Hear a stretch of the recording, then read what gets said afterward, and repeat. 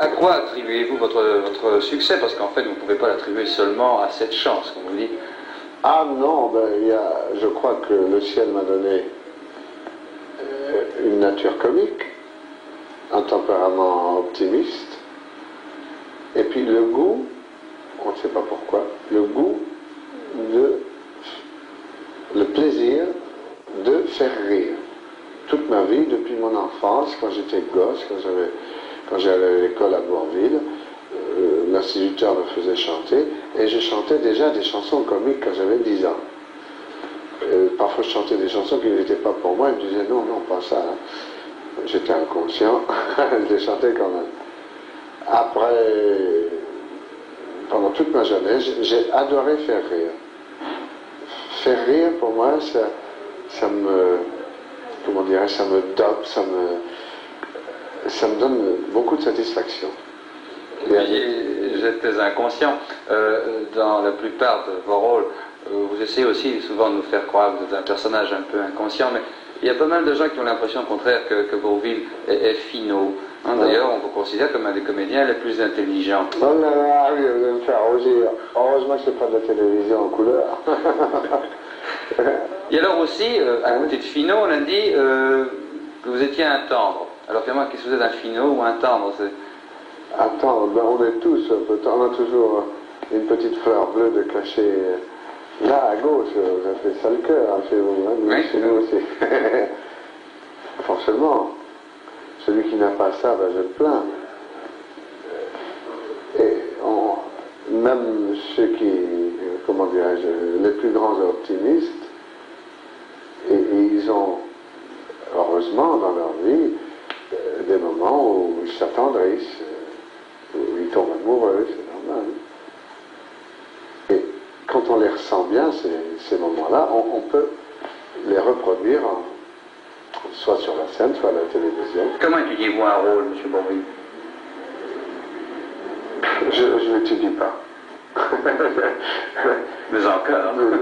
C'est-à-dire, vous savez, quand un auteur, un grand auteur comme Kayat, ou un grand metteur en scène comme Autant Lara ou René Clair et d'autres, ont pensé à leur sujet. Ils ont vu leur, comment dirais-je, ils ont habillé tel ou tel personnage, ils lui ont donné le texte qui doit lui convenir. Alors quand vous avez tout ça entre les mains, que vous avez l'habit du personnage sur le dos, que vous avez le dialogue, ben, je ne pense pas qu'il soit nécessaire de penser. D'ailleurs, moi je ne pense pas, ça me fatigue. J'y vais, je me jette à l'eau. Et vous savez, l'habit que l'on vous met sur le dos vous donne l'attitude que l'on doit avoir. Dans La Jument Verte, où j'étais un type avec des moustaches, des traits assez durs, le texte qu'on me donnait, par exemple, je vous dis un texte qui n'a rien à voir avec le film, enfin je vous donne un exemple. Par exemple, qu'est-ce que tu fous là? Qu'est-ce que tu fous là, nom de Dieu? Je m'excuse. Ben, automatiquement, quand vous dites ça, vous prenez cette attitude. Vous êtes un autoritaire. Alors que si on vous met une soutane sur le dos et qu'on vous fait dire pardonnez-moi mon Seigneur, là vous êtes comme ça. Vous voyez, le texte vous donne l'attitude à suivre, enfin à adopter, je pense. Quand on a le sens... Ah oui, quand on a le sens, enfin, on ne sait pas, vous savez, je pense qu'il n'y a pas d'école. Surtout pour faire rire, il n'y a pas d'école. Vous savez, on imagine souvent la vie d'une vedette comme quelque chose de fastueux, ah oui, plaçant de extraordinaire, etc. Alors je voudrais vous demander quelle est votre vie, M. Bourvil, en à votre santé. travail. À votre santé. Vous voyez, les personnes de la radio-télévision belge font bien les choses, on peut y avoir. Ah, il faut que je vous réponde à votre question. Ben moi, je vis très très simplement. C'est-à-dire que je vis avec ma femme et mes 2 enfants. On a une femme qui travaille chez nous, une nommée Madeleine, qui fait tout ce qu'il y a à faire dans la maison. Et j'ai un appartement confortable, naturellement, mais sans plus, quoi. Je prends mes repas le plus possible chez moi, sauf quand je suis en tournée, mais je suis en tournée rarement.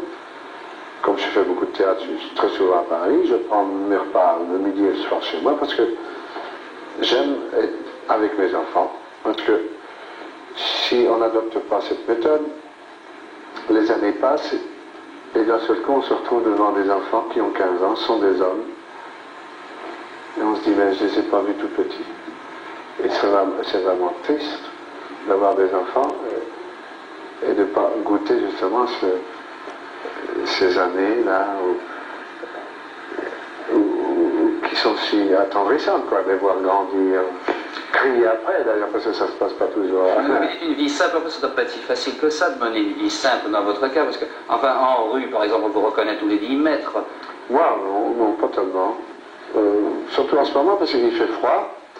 Alors je me couvre la tête pour préserver ma tête, parce que, je ne sais pas si vous avez remarqué, j'ai plus tellement de cheveux. C'est l'instruction qui fait ça. Vous savez, dès que je force un peu dans ce domaine, parce que j'ai mon certificat d'études, n'est-ce pas, les cheveux tombent. Alors j'arrête. J'ai arrêté d'ailleurs. Alors je vous disais, dans la rue, en ce moment, comme il fait froid, je suis très couvert. Voyez-vous, j'ai mon petit cache-col, comme ça. J'enlève mon col. Et, comme je suis ridicule avec un chapeau, je mets une casquette. Et comme ça, j'ai l'air d'un voyou. Alors, les voyous, vous savez, on ne les aborde pas. Voilà.